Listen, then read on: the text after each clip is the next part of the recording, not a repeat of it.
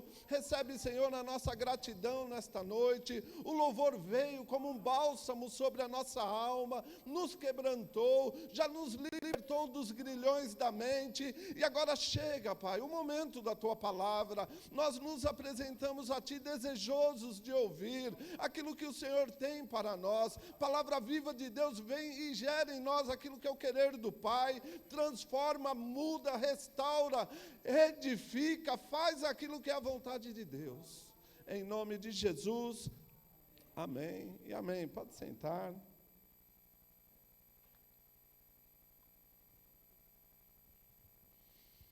Hoje eu queria falar com vocês a respeito de caminhos, né?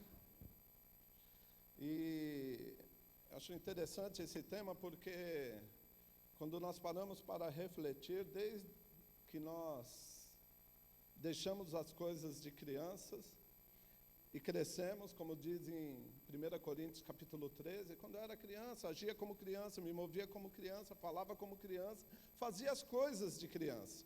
Mas aí o tempo passa, nós crescemos e nós já não fazemos as coisas como criança, fazemos coisas como um homem, como uma pessoa adulta.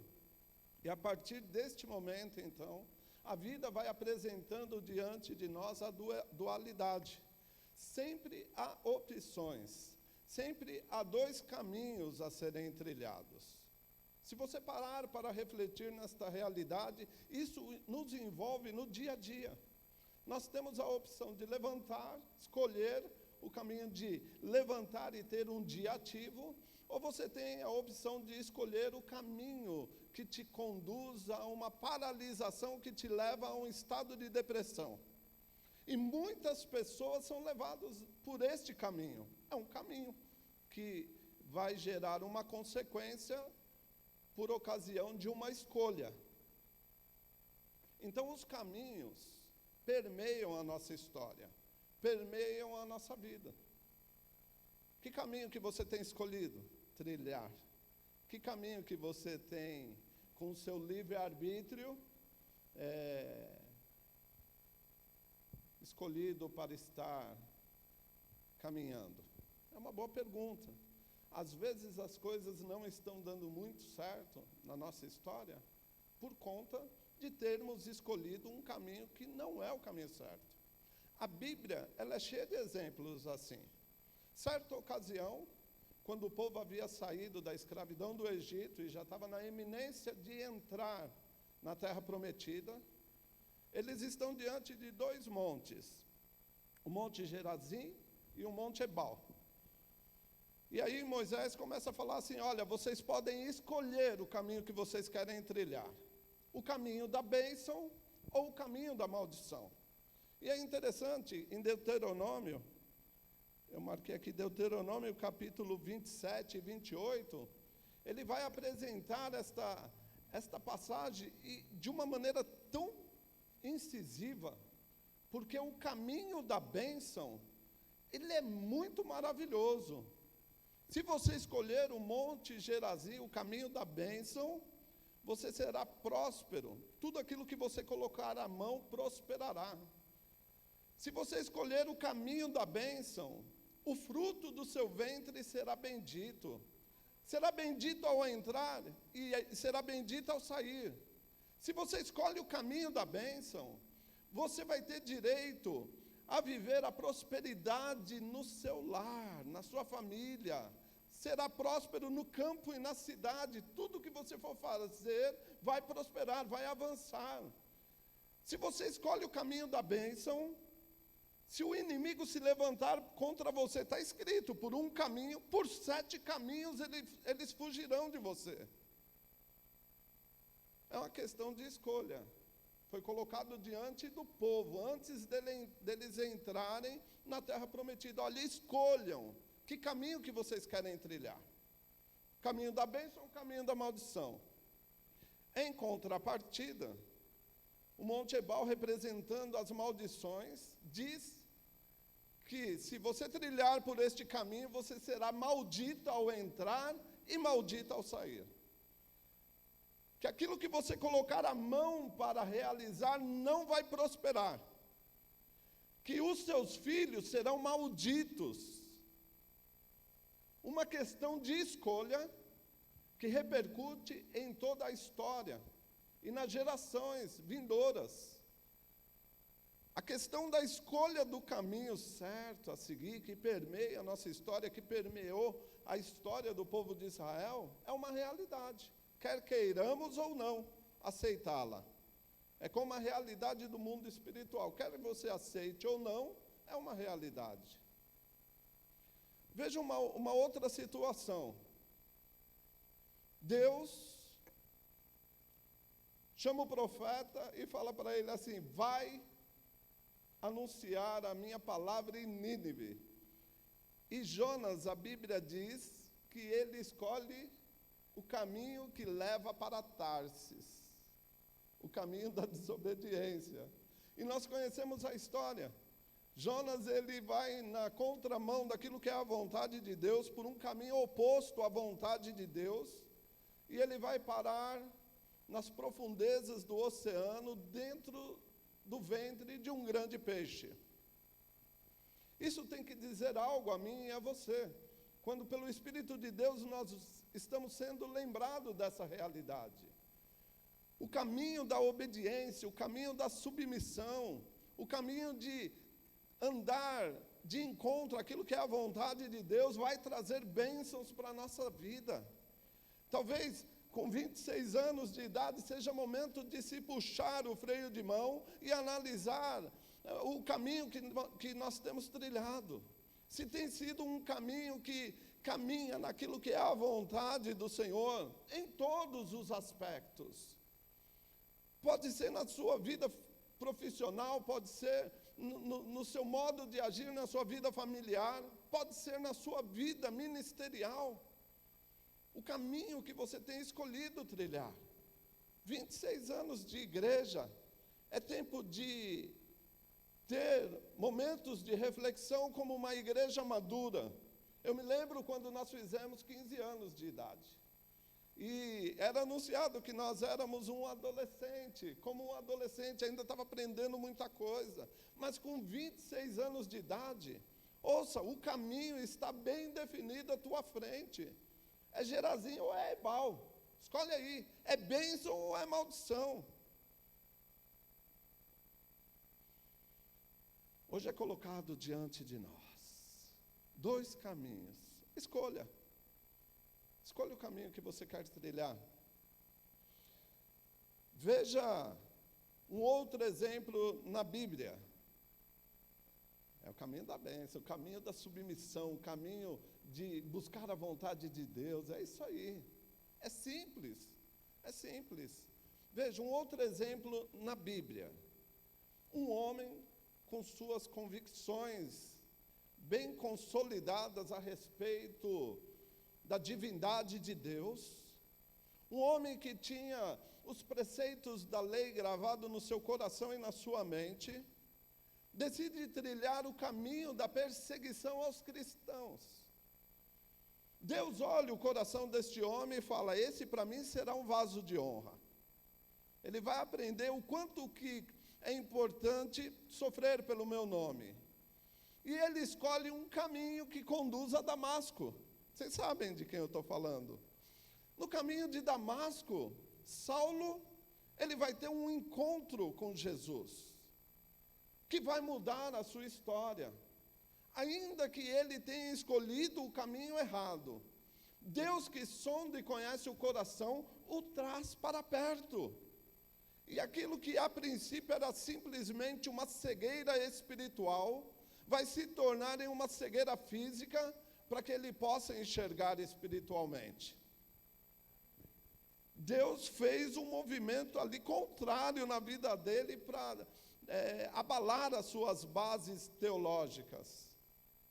Então ouça nesta noite, Deus ele sonda o seu coração, sonda o meu coração.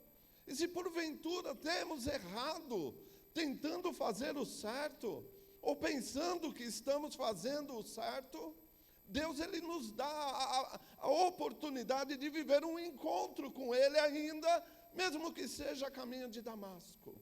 A exemplo de Saulo. Ele nos ama. Ele nos ama. Veja, A Bíblia, ela é permeada de situações que nos mostram essa questão de caminhos a serem apresentados.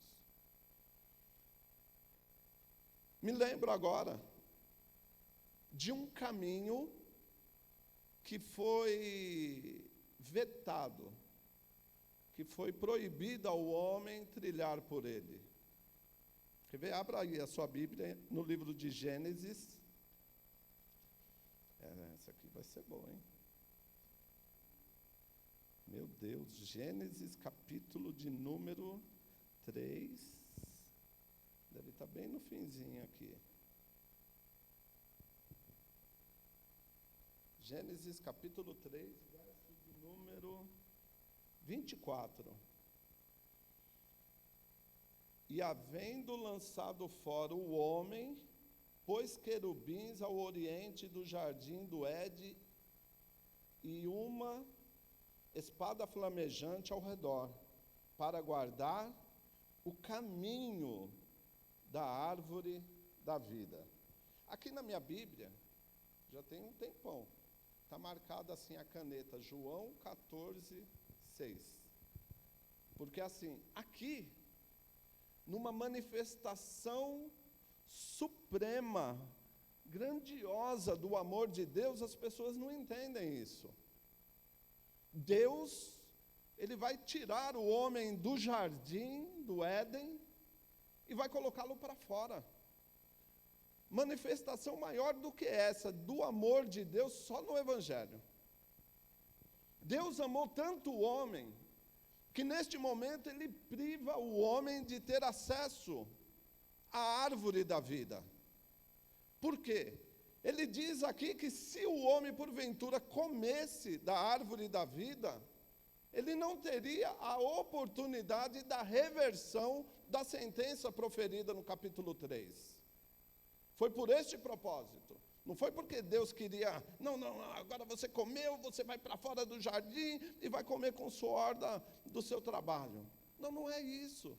Deus amou tanto o homem naquele momento, que falou assim, não deixamos que ele coma da árvore da vida, porque senão ele vai viver eternamente nessa condição, afastado. Tiremos ele daqui. Aí colocou uma espada flamejante que se movia direto, e colocou um grande querubim, e ali ninguém chegava. O caminho que levava à árvore da vida estava impedido do homem trilhar. Este caminho já não era mais para a humanidade. E aí é legal vincular isso com o que Jesus diz no Evangelho de João, capítulo 14, verso 6, porque quando ele diz que eu sou o caminho, ele está se referindo a Gênesis capítulo 3. Ele é o caminho que dá acesso a uma vida eterna, porque o privilégio de se desfrutar do fruto da árvore da vida, para o homem era esse. O homem não foi criado eterno. Eterno é Deus, mas ele foi criado para a eternidade. Veja a diferença. Ele tinha acesso não à árvore do conhecimento do bem e do mal, mas da árvore da vida sim. Coma e viva, Adão. Viva suas experiências. Desfrute da minha presença eternamente, contanto que você escolha o caminho da obediência. Monte Gerazim, Monte Ebal de novo. Se você me obedecer, tem acesso à árvore da vida e essa vida eterna de comunhão. Se desobedecer, vai morrer. E nós conhecemos a história. Uma escolha errada lá no começo, que levou o homem para fora do jardim, agora é revertida através da vinda do Filho de Deus na plenitude dos tempos. Não foi pequena obra que Jesus fez. Ele veio estabelecer a oportunidade de se fazer uma escolha em relação ao caminho. Jesus, quando ele estava aqui nesta terra, ele ensinou que havia dois caminhos. Um caminho que era largo e espaçoso, e um caminho que era estreito e falou para eles: escolham um caminho estreito, porque o caminho estreito vai levar a um lugar amplo e eterno. É essa a proposta. Escolham o caminho da bênção, escolham o caminho da obediência, escolham o caminho da submissão, escolha o caminho de abrir mão das suas escolhas e permitir que Deus escolha o melhor para você, para mim, para nós. Escolhendo os caminhos.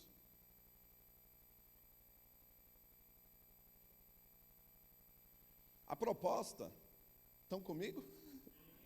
Um silêncio, quase que... os caminhos que levam a Deus são o nosso caminho a ser escolhido. Eu digo os caminhos por quê? Porque só existe um caminho, que é Jesus, o caminho, a verdade e a vida. E quando Ele vem, Ele estabelece esse retorno para Deus. Mas mesmo assim nós não deixamos, enquanto estamos aqui, de ter a oportunidade de escolhas.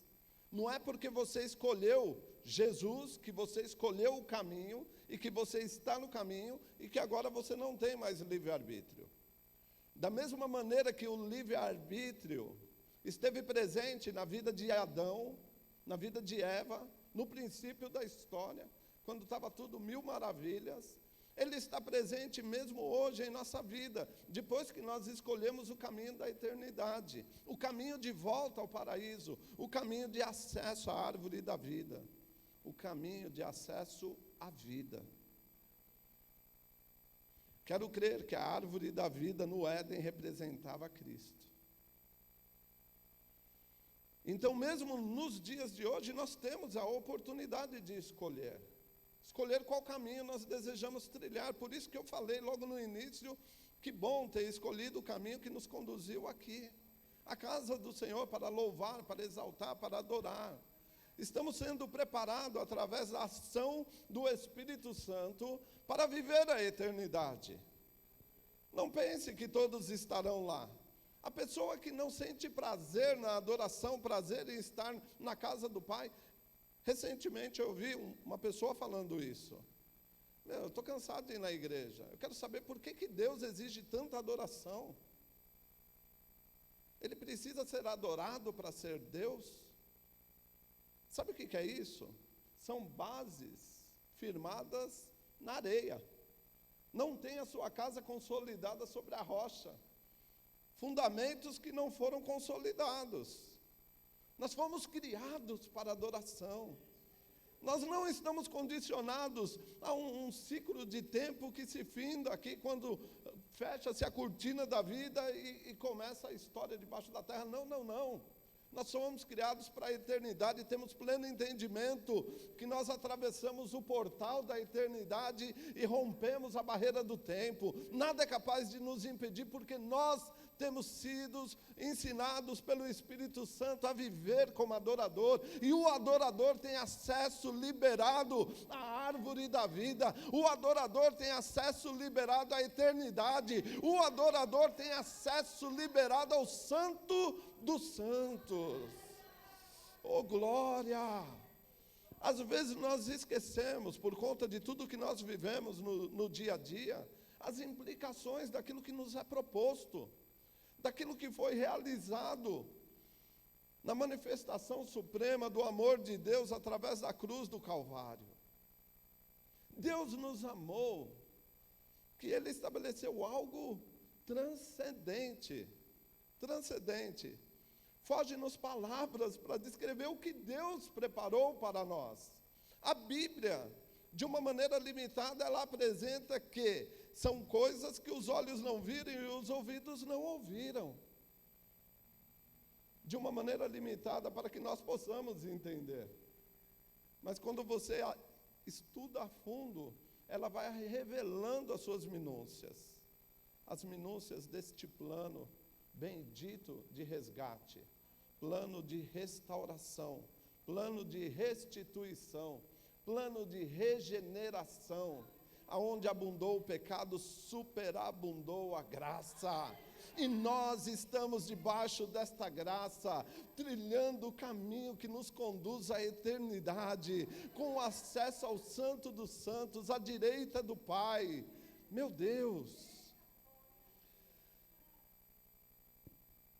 Para não falar que eu li o texto, fui embora do texto e nunca mais voltei para o texto, vamos lá voltar nele.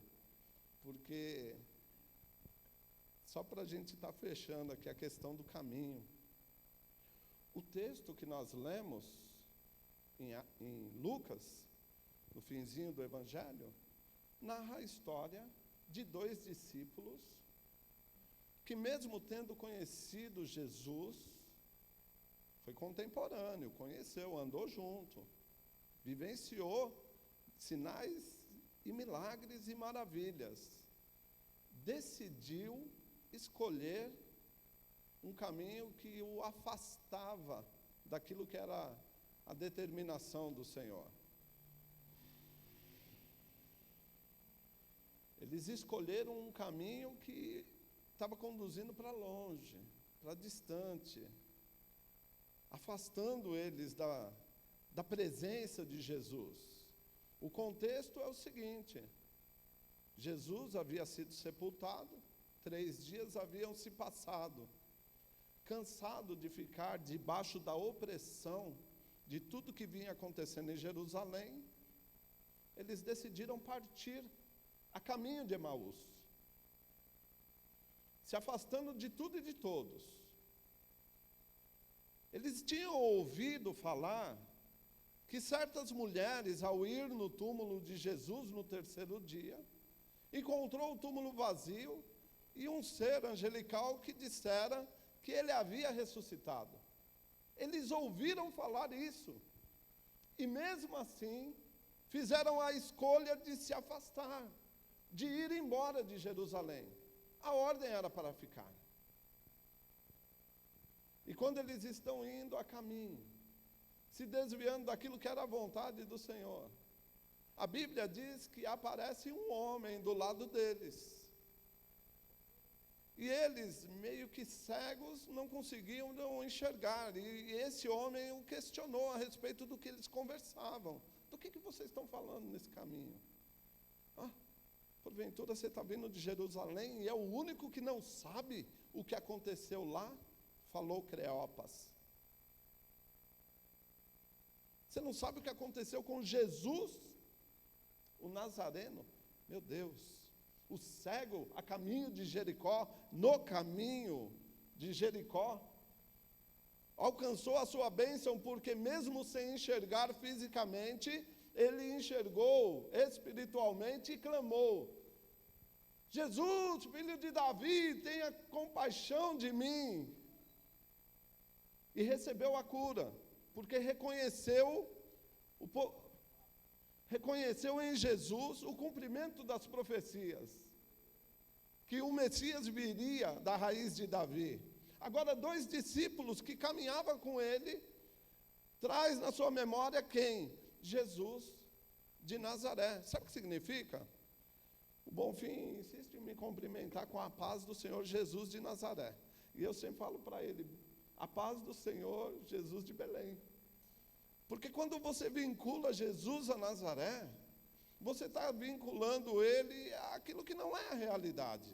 Nós conhecemos a história. Jesus não nasceu em Nazaré, nem tampouco foi filho de José, o carpinteiro. Vincular ele à aldeia de Nazaré é vincular ele às coisas terrenas de uma maneira plena, completa. Não dá. Jesus é o Jesus de Belém. Ele nasceu lá na manjedoura, sabemos muito bem. Cumprimento profético. Jesus não é filho de José, porque foi concebido pelo Espírito. Ele é o Messias. E aqueles discípulos, eles estavam envolvidos na sua mente de uma tal maneira com aquela situação que eles estavam cegos. E ele fala assim, o forasteiro que colou do lado deles fala assim: nossa, como vocês são tardios em entender as profecias. E começa a falar para eles: no caminho de Emaús, aquele que é o caminho, a verdade e a vida, se aproxima deles e começa a trazer eles de volta para o caminho da verdade. Isso significa muito para nós, que mesmo na nossa caminhada cristã, que é cheia de altos e baixos, e isso não é anormal, os grandes heróis da fé, quando você estuda a história deles, você vê homens como eu e você, que têm altos e baixos, mas mesmo nos baixos, Jesus, ainda que ele tenha que se apresentar de uma outra maneira, de uma maneira que você não consiga enxergar, ele vai fazer isso para trazer você de volta para o caminho, porque ele te ama. Se o caminho que nós temos escolhido é um caminho de morte, um caminho de distanciamento, um caminho que nos conduz à esterilidade espiritual, Jesus, ele nos aproxima dele de uma maneira ou de outra, porque ele nos ama. Não importa o caminho que você escolheu até hoje, mas importa sim hoje você parar e pensar e estabelecer o caminho correto. O caminho que se perdeu no Éden foi restaurado. Leandro constantemente fala que o véu se rompeu, e isso é maravilhoso, de alto a baixo, porque aquilo que nos afastava, que era um impedimento num relacionamento pessoal, aquilo que impedia o caminho de acesso a Deus, foi tirado. Não é tempo de caminhar para Emaús, não é tempo de ir para Tarsis, não é tempo de trilhar o caminho de Ebal, as maldições. Não é tempo de fazer escolha como criança, porque nós já temos 26 anos. É tempo de escolha certa. Eu escolho adorar. Eu não quero nem saber. Foi isso que eu falei logo que eu cheguei aqui. Eu não quero nem saber de nada. Eu quero é adorar. Sabe, se estiver chovendo, eu quero adorar. Se tiver frio, eu também quero adorar. Eu passei, vou abrir meu coração aqui só para a galera de quinta-feira, porque não está sendo filmado nem nada, né? E aqui a gente... Mas, está filmando? Está filmando? Mas cadê a câmera que eu não estou vendo? Eu preciso usar óculos para longe.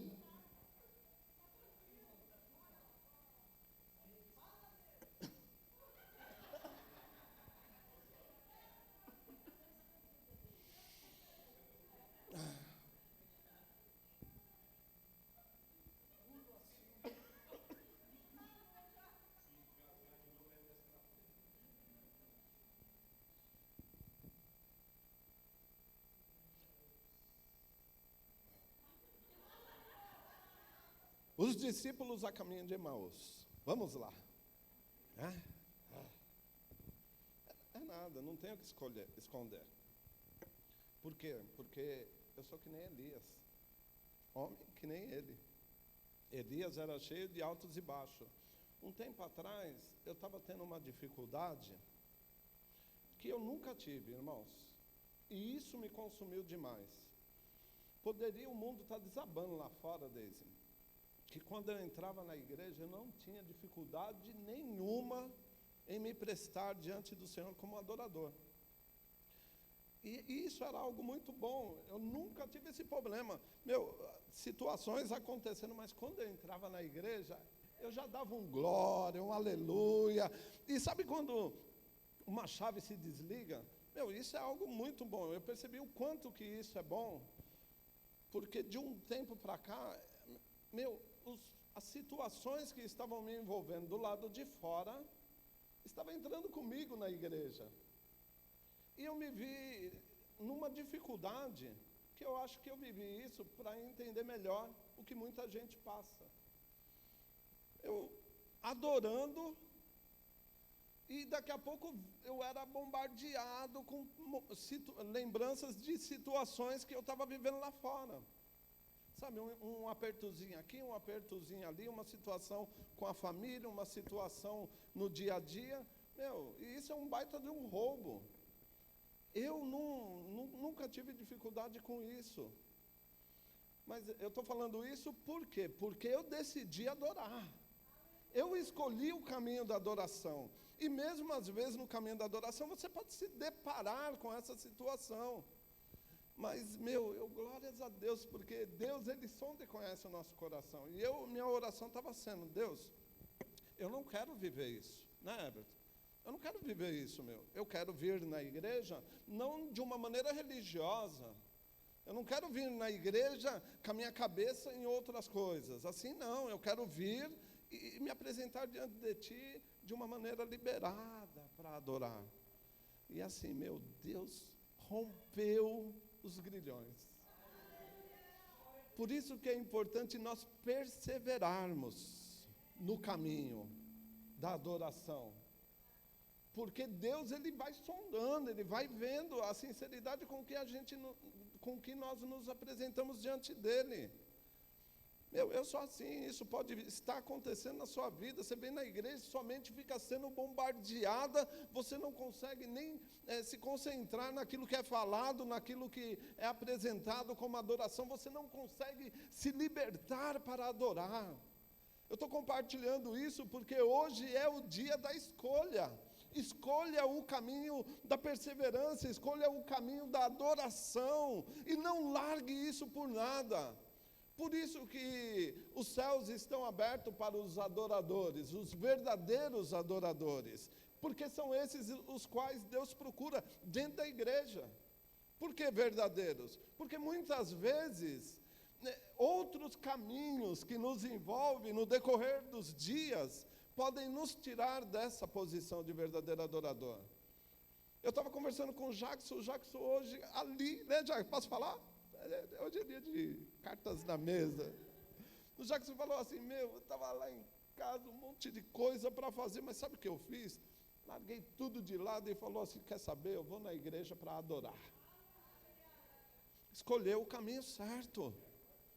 Esse tipo de atitude que tem que nos permear, que tem que permear a nossa vida, dia após dia. Por quê? Porque sempre há oportunidade de escolhas. Lembra lá no Éden? Pode escolher, obedeça ou não. Lembra de Jonas, Saulo?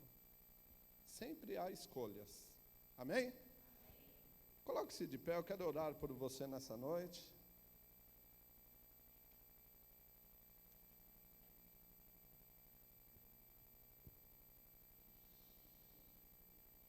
Aleluia, glórias a Deus. Estamos aqui, Senhor, para render a Ti a honra, a glória e o louvor. E ouvimos a Tua palavra. Senhor, nós queremos lhe pedir que o Senhor venha nos moldar no caminho.